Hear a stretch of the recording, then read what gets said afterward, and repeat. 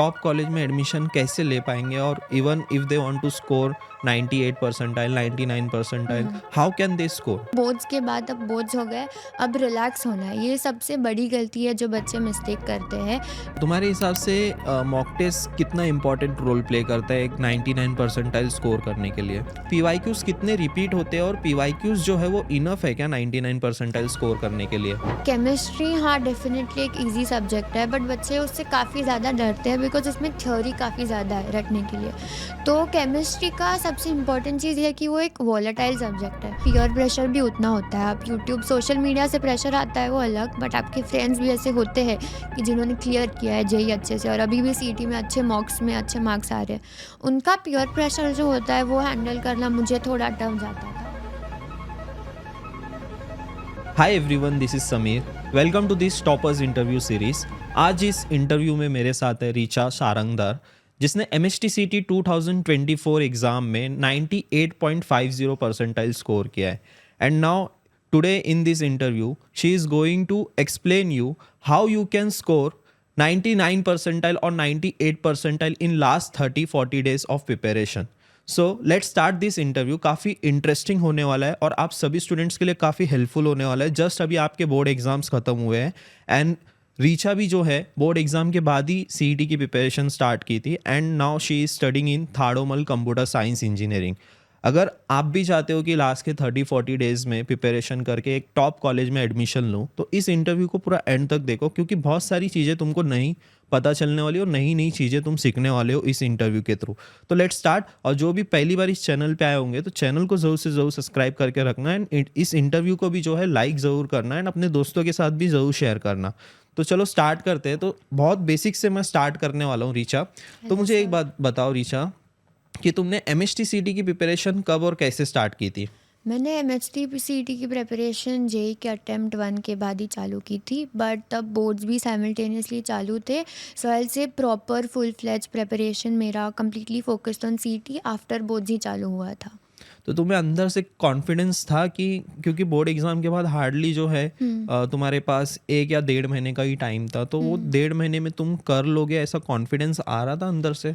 देखो, वो चीज़ तो हमेशा for a student is doubtful, but at that point of time हमारे पास ये टाइम नहीं होता है कि ये सोचने बैठे कि हमारा होगा कि नहीं होगा।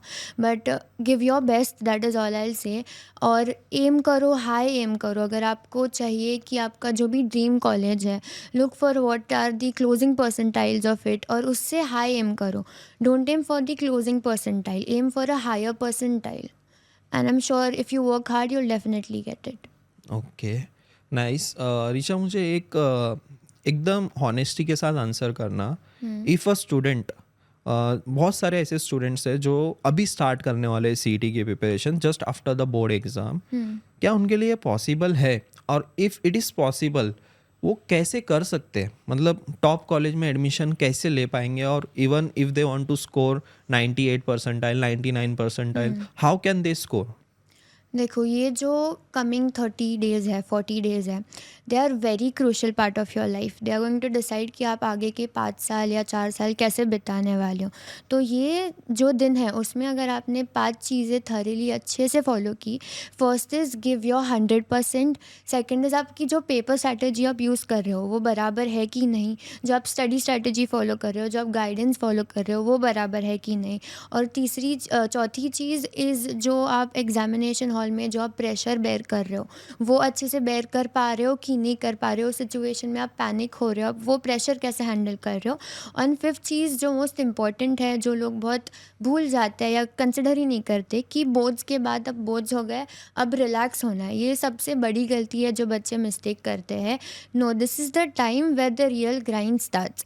अभी से आप पढ़ाई चालू करोगे, पूरा 100% दोगे, टाइम वेस्ट ज़्यादा नहीं करोगे, फोकस्ड रहोगे, मोस्ट इम्पॉर्टेंटली फोकस्ड और कंसिस्टेंट रहोगे, तो yes, that is definitely possible.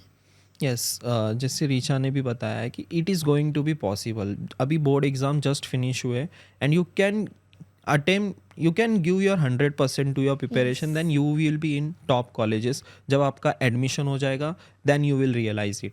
बढ़ते नेक्स्ट क्वेश्चन की तरफ। मुझे ये बताओ रीचा कि तुम्हें अंदर से ऐसा फील आया था कि मुझे इतने अच्छे परसेंटाइल आएंगे? रिजल्ट डे का एक्सपीरियंस कैसा था? आपका? रिजल्ट डे का ऑनेस्टली नहीं, मुझे इतना ज़्यादा एक्सपेक्टेड नहीं था। I was a bit under confident कि मेरा पेपर शायद इतना अच्छा नहीं गया है।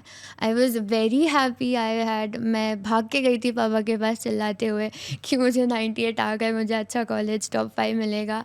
तो हाँ, वो डेफिनेटली काफ़ी अच्छा मेमोरी और एक्सपीरियंस था कि हाँ, हार्डवर्क के बाद जब चीज़ें मिलती है तब वो फीलिंग काफ़ी अलग होती है। तो इतने अच्छे परसेंटाइल स्कोर करने के लिए तुमने कितने सारे मॉक टेस्ट अटेम्प्ट किए होंगे? ये जो मॉक टेस्ट है, मैंने फ्रॉम बिफोर 15 डेज़, एमएचटीसीटी के 15 डेज़ पहले से मैंने 2 मॉक टेस्ट अ डे देना चालू कर दिया था। और जैसे ही मेरा 50% सिलेबस हो चुका था, I was giving 1 mock test, at least a mock test a day. तुम्हारे हिसाब से मॉक टेस्ट कितना इम्पोर्टेंट रोल प्ले करता है एक 99 परसेंटाइल स्कोर करने के लिए? मॉक टेस्ट सबसे ज़्यादा क्रूशियल पार्ट है आपके एमएचटीसीटी जर्नी का। It is like a mirror, it shows you आप कहाँ पे स्टैंड कर रहे हो और आपको कहाँ और इम्प्रूवमेंट करनी है। और जितने जल्दी आप मॉक टेस्ट देना चालू कर दोगे उतना आपके लिए अच्छा होगा। मैंने मेरे टाइम पे आपका बूस्टर बैच अर्ली ही ले लिया था, तो I had started with my mocks. और the best part about booster was ranks दिखती थी, सल्यूशंस दिखते थे, जिससे इमिजिएटली मुझे मेरे मिस्टेक्स पता चलते थे। और रैंक्स दिख रहा है तो मुझे इतना भी पता चल रहा है कि मैं इतने सारे लोगों में कहाँ स्टैंड कर रही हूँ और मुझे और कितने एफर्ट्स डालने हैं। और मॉक टेस्ट के बारे में एक चीज़ जो है, जो बच्चे भूल जाते हैं कि ब्लाइंडली मॉक टेस्ट देना is not the right thing. Mock test देने की भी एक स्ट्रैटेजी होती है। आप एक के बाद एक मॉक टेस्ट दोगे विदाउट रिविजन, विदाउट एनालाइजिंग कि आपकी मिस्टेक्स कहाँ पे हो रही है, आपका कौन सा कॉन्सेप्ट वीक है। And if you move on to the next concept, move on to the next mock test, तो वो इम्प्रूवमेंट नहीं दिखेगी आपको।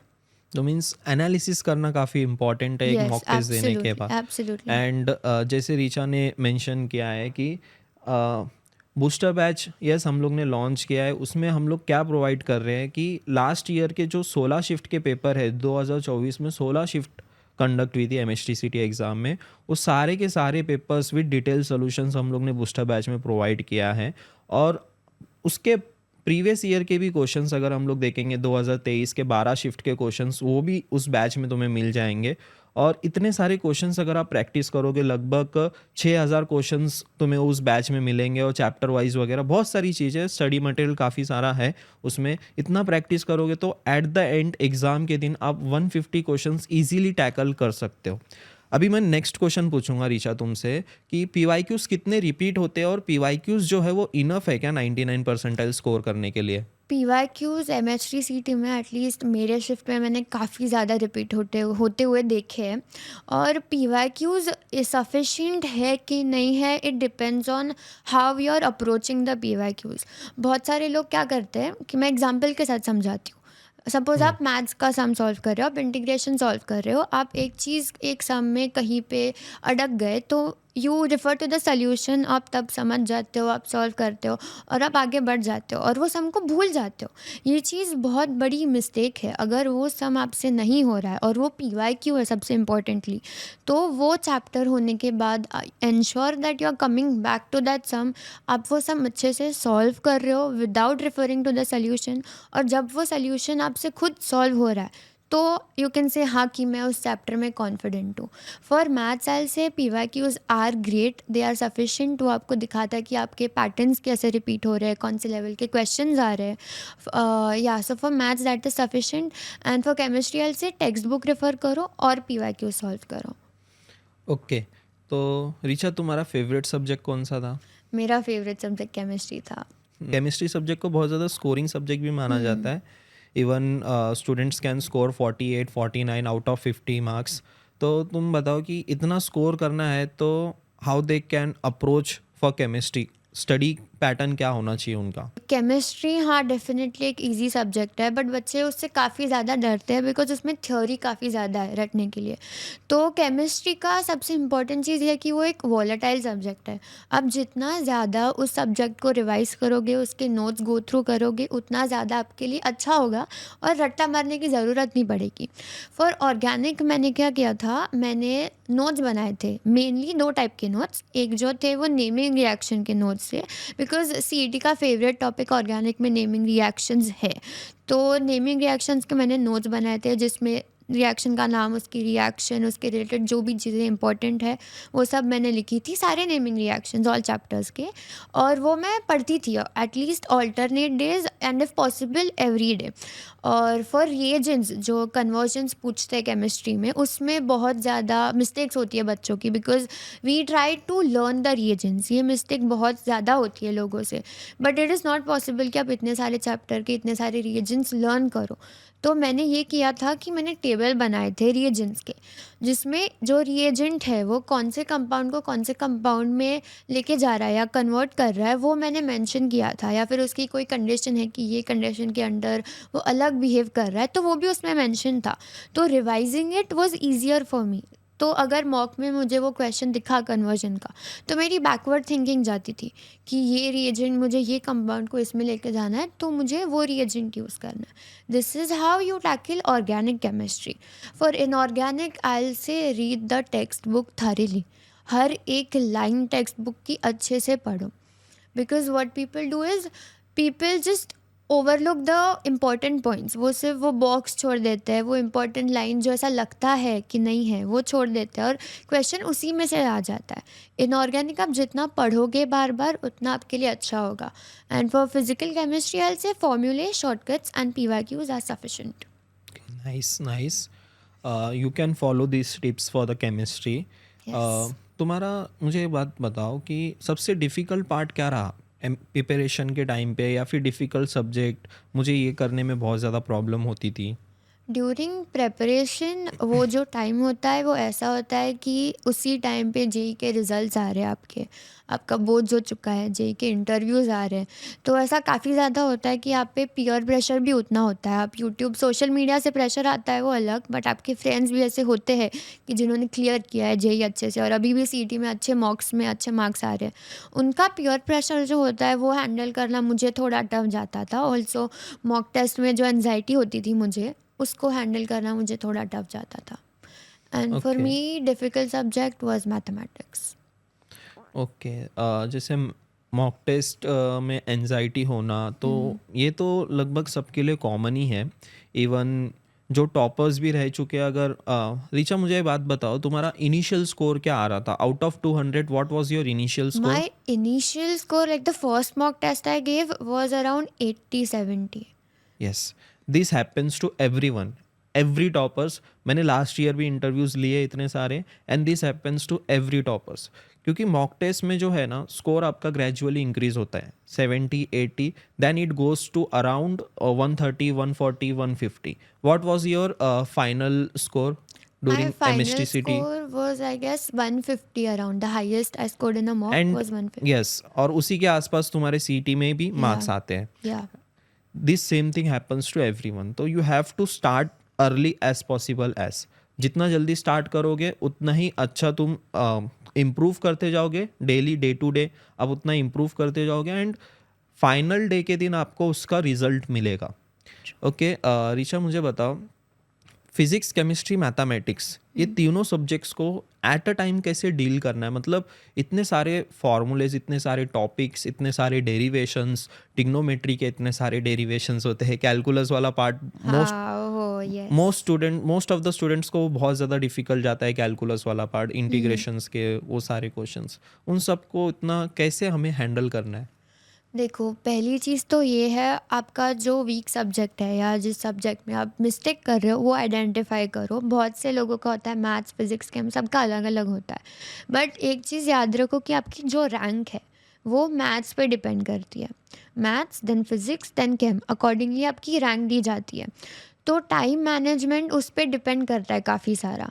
तो मेरा कैसा होता था कि मैं सुबह उठती थी, ऐसा नहीं है कि मैं 7 बजे उठ रही हूँ, 8 बजे उठ रहा है, ऐसा कुछ मेरा स्केड्यूल नहीं होता था। My main M after waking up was जो भी मैं फॉर्मूले कर रही हूँ उस दिन, जो भी मैं सब्जेक्ट्स कर रही हूँ, अगर मैं फिज़िक्स मैथ्स कर रही हूँ या केमिस्ट्री मैथ्स कर रही हूँ, तो उस दिन पे उतने जो भी चैप्टर्स के मैंने अब तक के सारे नोट्स, फॉर्मूला नोट्स बनाए थे, वो सुबह उठ के पहले रिवाइज़ करना वाज़ माय मेन एम। तो वो रिवाइज करने में मैक्स टू मैक्स 1.5 या 2 घंटे जाते थे, बिकॉज द नोट्स वो 1 पेजर और max to max 2 pager notes. तो उसमें टाइम देने के बाद I would move on to the subjects. Now सवाल ये होता है कि 3 सब्जेक्ट करें दिन में या 2 सब्जेक्ट करें दिन में, तो it depends on your capacity, but I still say do 2 subjects per day, but do it very properly. 3 subject करने जा रहे हो, ऊपर ऊपर से कर रहे हो, ऐसा मत करो। तो 2 सब्जेक्ट्स में what I would do is, maths was my weaker subject, so I would do physics, came alternate days and maths every day. तो मैथ्स पे भी ऐसा है कि 2 एक दिन में 2 सब्जेक्ट्स अगर आप कर रहे हो, तो ऐसा नहीं है कि फ़िज़िक्स के लिए मुझे 2 घंटे में ही सारा ख़त्म करना है, उसके ज़्यादा टाइम ही नहीं देना है, तो फिर नहीं हुआ तो भी चलेगा। नहीं, give sufficient amount of time for the subject, बहुत ज़्यादा भी मत दो और बहुत कम टाइम भी मत दो। तो अभी रिसेंटली अगर देखा जाए तो मैथ्स में भी कुछ जेई लेवल के क्वेश्चंस वगैरह भी आए थे तुम्हारे शिफ्ट में। यस। सारे शिफ्ट के एनालिसिस मैंने की है और मैंने देखा है कि थोड़ा जेई लेवल के भी क्वेश्चंस आ रहे हैं। तो क्या लगता है तुम्हें, ये जेई लेवल जो है वो अभी हर साल जो है वो क्वेश्चंस बढ़ते जा रहे हैं या फिर पूरा सीईटी का लेवल ही जेई लेवल का हो रहा है? देखो, जो मैथ्स का पार्ट है उस पे आई विल से कि मैथ्स मैं बोलूँगी सीईटी लेवल है, लाइक मॉडरेटली जेई लेवल है। अगर 50 क्वेश्चंस आ रहे हैं मैथ्स में, तो उसमें से ऑलमोस्ट 40 टू 45 क्वेश्चंस डूएबल है। ऐसा नहीं है कि नहीं हो पाएंगे, they are doable if you have practice sufficiently, वो सॉल्वेबल है। बट वो जो 5 क्वेश्चंस है वो हाँ थोड़े जेई लेवल के आते हैं, बट जेई लेवल में भी जो प्रीवियस ईयर क्वेश्चंस है, लाइक वेरी प्रीवियस ईयर 2017 2016, जो लेवल कंपैरेटिवली काफ़ी लो है, उस तरह के क्वेश्चंस सीईटी में आते हैं। तो मैंने क्या किया था, दिनेश सर जो है मैथ्स के टीचर, उन्होंने during the end days of CET preparation एक सीरीज़ लॉन्च की थी, जिसमें he was teaching the high level sums, JEE के, वेक्टर थ्री के हो, इंटीग्रेशन के हो, वो सारे सम्स वो प्रैक्टिस कराते थे, जो जेई के पीवाईक्यूज हो चुके हैं या सीईटी में आ चुके हैं वो क्वेश्चंस। तो मैंने वो वीडियोस रेफ़र किए थे for the high level preparations. रही बात फिज़िक्स केम की, physics chem is boards level. Physics chem में most important is the speed. अगर तुम लोग टाइम बाउंड प्रैक्टिस कर रहे हो, अगर तुम्हारी स्पीड अच्छी है, तो physics and chemistry is doable. जैसे रीचा ने अभी मेंशन किया है कि आपकी स्पीड और एक्यूरेसी बहुत इंपॉर्टेंट है, क्योंकि देखो सीईटी एग्ज़ाम में ना आपको 150 क्वेश्चंस इन 3 आवर्स आपको सॉल्व करना है, एंड वो 3 घंटे में आपकी स्पीड एंड आप कितने एक्यूरेटली उसको सॉल्व करो, this is going to decide your result. तो आपको उतना स्पीड उतना एक्यूरेटली सॉल्व करते जाना है। ये कब होगा, जब आप जितना ज़्यादा प्रैक्टिस करोगे एमसीक्यूज़ को, जितना ज़्यादा मॉक टेस्ट दोगे, तभी ये सारी चीज़ें पॉसिबल हो पाएगी। तो ऋचा, मेरा नेक्स्ट क्वेश्चन ये है, एक बहुत कॉमन क्वेश्चन है कि मुझे ये बात बताओ कि तुम खुद को एग्ज़ाम डे तक खुद को ऐसा मोटिवेटेड इतना एंड तक कैसे रख सके, क्योंकि बहुत सारे स्टूडेंट्स को मैंने देखा है बहुत जल्दी डिस्ट्रैक्ट हो जाते हैं, स्कोर देख के डीमोटिवेट हो जाते हैं। तो टिल द एंड खुद को मोटिवेट रखना, it's like a difficult task for everyone. तो खुद को तुमने कैसे क्या किया मोटिवेट रखने के लिए? देखो, डिमोटिवेशन तो ऐसा है कि मेरा पीयर सर्कल बहुत ज़्यादा स्मार्ट था, मेरे से काफ़ी ज़्यादा स्मार्ट था, और उनके मॉक्स में 160 150 आ रहे थे, जबकि मेरे I was still stuck on 100। तो वो पीयर प्रेशर बहुत ज़्यादा डिमोटिवेटिंग था मेरे लिए। बट समवेयर मुझे ये भी पता था कि मेरे पास उतना टाइम नहीं है कि मैं सोचते बैठूँ उनको ज़्यादा आ रहे हैं, मुझे कम आ रहे हैं, तो मेरा क्या होगा। नहीं, मेरे पास उतना टाइम नहीं है, मुझे मेरा काम करना है। completing my work, giving my best is my job. तो this is how I would tackle the demotivating part, because मुझे एनजाइटी इश्यूज बहुत थे at that time, because of the pressure at that time a student goes through. Anxiety issues बहुत सारे लोगों को आ जाता है। तो अगर आपको एनजाइटी है, तो मैं बोलूँगी थोड़ा रिलैक्स हुआ करो, मेडिटेट करो, take some deep breaths. If you're panicking a lot during a test especially, keep the pen down, take few deep breaths, 3 deep breaths, and you will be fine. Then continue with the mock test. Because अगर anxiety है और आप उसी panic में continue कर रहे हो mock को, तो बहुत ज़्यादा मिस्टेक्स हो जाती है। रही बात डिस्ट्रैक्शन की, that is also another crucial part of the journey. Distraction मेरे हिसाब से तो डिपेंड करता है कि आपका खुद पे सेल्फ कंट्रोल कितना है, और आप खुद के साथ उन लास्ट दिनों में स्ट्रिक्ट हो रहे हो कि नहीं। Because we tend to think कि मम्मी पापा प्रेशर दे रहे हैं तो मैं प्रेशर लूँगा तो ये होगा वो होगा, no, for few days be strict with yourself, focus on yourself only, because I repeat again this point कि these 30 days of your preparation are going to decide how your 4 to 5 years of life are going to go, and even more after that. So if you give your best during these days, आपकी college life comparatively easy हो जाएगी उस हिसाब से। और एक चीज़ मैं ये बोलूँगी कि बहुत ज़्यादा होता है कि सेल्फ कंट्रोल नहीं हो पाता है। लोग इंस्टा रील्स देखने बैठ जाते हैं, यूट्यूब देखने बैठ जाते हैं, या अगर ऐसा भी रिस्ट्रिक्शन हो कि खाने के बाद 1 घंटा फ़ोन देख रहा हो या 1 घंटा फ्रेंड्स के साथ जा रहा हो, तो वो चीज़ एक्सीड हो जाती है, 2-3 घंटे तक चली जाती है। At this point I will say involve your parents, they are the best supporter you can find. Involve your parents, they will be the happiest. उनको बोलो कि पापा मुझे 1 घंटे में पढ़ाई करने बैठना है, अगर मैं नहीं बैठी तो आप आके मुझे डांट देना, मैं पढ़ाई करने बैठ जाऊंगी। This is how you will handle the self control part. But distraction ऐसी चीज़ है कि आपको खुद को ही देखना पड़ेगा आप कैसे हैंडल कर रहे हो उस चीज़ को। Nice nice Richa, great. Richa, मुझे एक बात बताओ कि तुमने ये रिवीजन कैसे किया सारे सब्जेक्ट्स का, क्योंकि इतने सब सब कुछ सारे तुमने जो नोट्स बनाए, जो तुमने शॉर्ट ट्रिक्स की यूज़ की, वो सब कुछ एट अ टाइम कैसे याद रखना पॉसिबल हो पाया तुम्हारे से? जैसे मैंने जो टाइम मैनेजमेंट वाला सवाल था उसमें भी मैंने बोला कि मैं ऑल एवरी डे रिवाइज करती थी फॉर्मूले नोट्स अल्टरनेट सब्जेक्ट्स के, जो दिन में जो चैप्टर पढ़ रही हूँ वो। और वो नोट्स काफ़ी शॉर्ट होते थे, because if you keep the notes very long, अगर आप पूरा आंसर ही लिख रहे हो उसमें, तो उसमें रिविजन करने में 1 घंटा 1.5 घंटा जाएगा पर chapter. Keep your notes short, concise, precise and readable, because recently ऐसा है कि 1 पेज में ही नोट्स बनाने हैं, but it is doable if your hand writing is that way and you have the neat and clean hand writing. मेरा वैसा नहीं था, मेरा था कि थोड़ा बड़ा हैंड राइटिंग था मेरा, तो I focused on keeping the notes short, clean, precise, कि वो एक ही पॉइंट है, वो पॉइंट मुझे ज़्यादा एक्सीड नहीं करना है, तो वो मुझे रिवीजन के वक्त हेल्प करता था। दूसरे थे वन शॉट्स। फॉर केमिस्ट्री मैंने सोबन सर के वन शॉट्स रेफ़र किए थे, उन्होंने काफ़ी अच्छे से रिवीजन कराया था उसमें, ऑर्गेनिक, फिजिकल और इनऑर्गेनिक सारे। एंड फॉर मैथ्स अगेन मैंने दिनेश सर का ही रेफ़र किया था, वन नाइस, शॉट्स। ओके। तो फिर अभी कॉलेज कैसा चल रहा है तुम्हारा? कॉलेज लाइफस्टाइल कैसे चल रही है? फर्स्ट सेमेस्टर अभी अभी जस्ट फिनिश हुआ है एंड यस, सेकेंड सेमेस्टर चल रहा है। कैसा रहा एक्सपीरियंस? एक टॉप कॉलेज, एक अच्छे कॉलेज में जाने का बेनिफिट दिख रहा है कि नहीं दिख रहा है तुम्हें? डेफिनेटली बेनिफिट तो दिख रहा है कि पर्सनालिटी में चेंजेस आ रहे हैं, खुद में इतना इम्प्रूवमेंट आ रहा है। और थर्डोमल तो मैं बोलूँगी, ऐसा बोलते हैं कि कैंपस अच्छा नहीं है तो मुझे थर्डोमल नहीं चाहिए। ये मेरा भी एक दैट पॉइंट ऑफ व्यू एक पॉइंट था कि इसी कारण मुझे थर्डोमल नहीं चाहिए।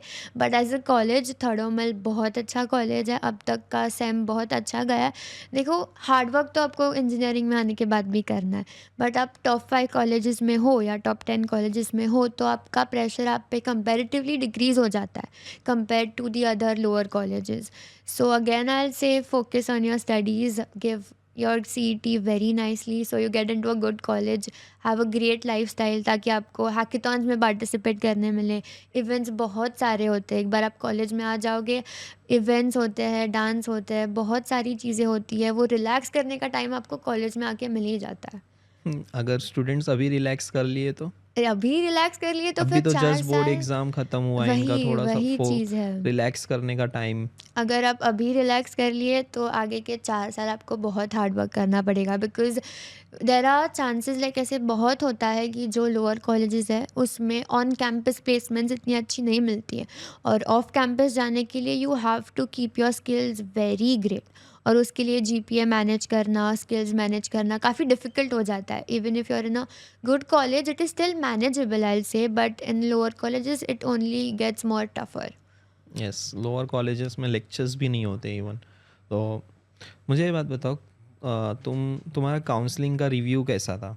काउंसलिंग मैंने आपके साथ ही ली थी, अच्छा। आपकी काउंसलिंग ली थी मैंने, और काफ़ी अच्छा एक्सपीरियंस था मेरा। The first good thing is कि आपकी प्राइस बहुत अफोर्डेबल थी, वो चीज़ मुझे अच्छी लगी।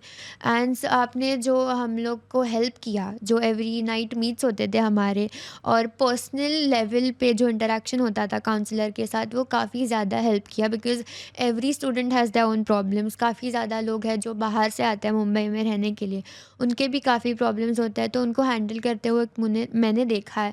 और मेरे खुद के जो पर्सनल लेवल पे इश्यूज़ थे, उसको बहुत अच्छे से हैंडल किया गया है। It has help me a lot. Guidance बहुत अच्छा दिया गया है। तो एट द एंड ये सब कुछ वर्थ इट लगा या नहीं लगा तुम्हें? The whole process. Yes. Yes, absolutely. Because ये जो 2 साल है आपके 11 से 12, या फिर आप ये जो 3 महीने भी आप पूरा अपना बेस्ट दे रहे हो, वो आपकी पर्सनैलिटी और आपकी लाइफ काफ़ी ज़्यादा इम्पैक्ट करती है। आप में जो एक लर्निंग माइंडसेट होता है, वो इंस्टिल हो जाता है। तो even if you get any difficulties in your life, it's not like आप गिव अप करने वाले हो। आपको पता है कि अगर मैंने सीईटी कर लिया है, बोर्ड्स के साथ जेईई सीईटी का प्रेशर हैंडल कर लिया है, तो बाकी सारे जो हम लोग के प्रेशर्स हैं, वो डेफ़िनेटली हैंडल कर सकते हैं। सो मेरा आखिरी सवाल कि तुम एकदम फाइनल टिप्स दे दो इन लोग को जो 2025 के लिए अपीयर होने वाले सीईटी एग्ज़ाम के लिए, तो उनके लिए एक फाइनल टिप्स क्या हो सकते हैं, और एग्ज़ाम डे के लिए भी थोड़ा बहुत कुछ इनको सजेशन दे सकते हो क्या?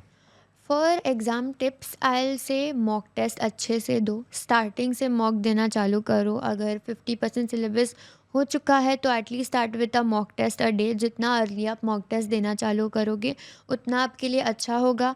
And another thing is, mock test में सिट एट अ स्ट्रेच। अगर 3 घंटे का मॉक टेस्ट है तो 3 घंटे बैठो वहाँ पे, उठो मत वहाँ से। अगर पेरेंट्स का डिस्टर्बेंस है तो बोलो कि मैं टेस्ट दे रही हूँ, मुझे डिस्टर्ब करने मत आओ। टेस्ट होने के बाद जो भी बात है, काम है, किया जाएगा। मेक श्योर कि वो 3 घंटा आप at a stretch completely focus होके मॉक टेस्ट दे रहे हो। Another thing that I like to mention is, जो आप रिविजन कर रहे हो, वो थरीली करो। डिस्ट्रैक्शंस जितना हो सके उतना अवॉइड करो, उतना आपके लिए अच्छा होगा। और या दैट्स इट। और एग्ज़ाम्स के लिए manage the pressure well. Mock test में ही टाइम बाउंड देना चालू करो। देखो कि आपका कहाँ प्रेशर एंजाइटी आ रहा है, कौन से सब्जेक्ट में आ रहा है, उस हिसाब से मैनेज करो। और एग्ज़ाम में most important thing is, timer पे ध्यान रखो और एक ही क्वेश्चन पे अड़के मत रहो। बहुत सारी बार एमएचटी क्या करती है, जो स्टार्टिंग के क्वेश्चंस होते हैं ना, वही डिफ़िकल्ट दे देती है। अच्छा। तो हम लोग वहीं पे अड़क जाते हैं कि अभी मेरे से ये नहीं हो रहा है, तो एंजाइटी आ जाती है, पैनिक। कॉन्फिडेंस लो हो जाता हाँ, है। तो वो ब्रेन गेम्स खेलती है आपके साथ। बट वैसा नहीं करना है। अगर आपको लग रहा है देख के कि ये क्वेश्चन नहीं, थोड़ा डिफ़िकल्ट एंड पे है, move on to the next question. But ऐसा तो नहीं है। तुमने कैसे मैनेज किया टाइम ये सब में? टाइम मैंने आपका एक वीडियो था, उसमें मैंने देखा था द 40-30-20 रूल, जिसमें 40 okay. Minutes we are giving to the easy questions, 30 we are giving to the moderate questions, and the remaining time we are giving to the difficult questions. Because अगर आप easy और moderate questions कर रहे हो, तो आपसे major part of the paper है वो कवर अप हो जाता है। और अगर आप डिफ़िकल्ट क्वेश्चंस पहले करने जाओगे, तो इशू इज़ टाइम ज़्यादा जाएगा, और सेकेंडली आपका कॉन्फिडेंस भी लो हो जाएगा। तो आई विल से go with the questions that you know. और अगर क्वेश्चन ऐसा लग रहा है कि नहीं हो रहा है, बहुत ही ज़्यादा डिफ़िकल्ट है, move on to the next question. But बहुत फास्ट भी स्किप मत करो चीज़ों को। So thank you so much Richa. Thank you sir. काफ़ी अच्छी तरीके से ऋचा ने सारी चीज़ें एक्सप्लेन की, अपनी एमएचटीसीटी की जर्नी इसने बताया है, और काफ़ी सारी चीज़ें आपको नई सीखने को भी मिली है। केमिस्ट्री के लिए आपको क्या करना है, मैथ्स को कैसे टैकल करना है, एग्ज़ाम से पहले कैसे रिवीजन करना है, ये सारे क्वेश्चंस हम लोग ने इस इंटरव्यू में कवर किए। आप सभी स्टूडेंट्स नीचे कमेंट सेक्शन में अभी कमेंट करोगे कि यस भैया, we have watch this interview till end. मुझे ये देखना है कि कितने सारे स्टूडेंट्स अभी भी सीरियस है स्टडीज़ को लेके। जो जिसने इस इंटरव्यू को देखा है, आई गेस वो 20-30% तो मोटिवेट हो गया होगा, थोड़ा सीरियस तो हो ही गया होगा, और बाकी का मोटिवेशन तो जैसे जैसे एग्ज़ाम पास आएगा तभी आएगा तुमको। But don't wait till the last, क्योंकि एग्ज़ाम जब पास आ जाएगा, जब प्रेशर आपके ऊपर बढ़ जाएगा, जो आता जो तुम कर सकते हो वो भी तुम नहीं कर पाओगे। तो इसलिए अभी से जितना जल्दी हो सकता है स्टार्ट करो। You can join booster batch, description में सब डिटेल्स है। जितना जल्दी हो सकता है as early as possible mock test देना स्टार्ट करो, चैप्टर वाइज मॉक टेस्ट देना स्टार्ट करो, फुल लेंथ मॉक टेस्ट देना स्टार्ट करो, उसको एनालिसिस करना स्टार्ट करो। You will improve day by day. So आज का इंटरव्यू कैसा लगा कमेंट सेक्शन में ज़रूर बताओ। And yes, one more important चीज़, रीचा ने अपना भी यूट्यूब चैनल स्टार्ट किया है, कोडर्स डायरी, जिसकी लिंक मैं डिस्क्रिप्शन में दे रहा हूँ. You can explore that, you can learn new thing. Coding वगैरह भी आप देख सकते हो. जैसे आप एडमिशन ले लोगे कॉलेज में, that channel is going to be helpful for everyone. तुम वो भी चैनल को देख सकते हो. And yes, thank you so much for watching this interview till the end. मेरी तरफ से एंड ऋषा की तरफ से आप सभी स्टूडेंट्स को all all the the very best. Best. Third मेल में मिलते हैं गाइस, गिव योर बेस्ट.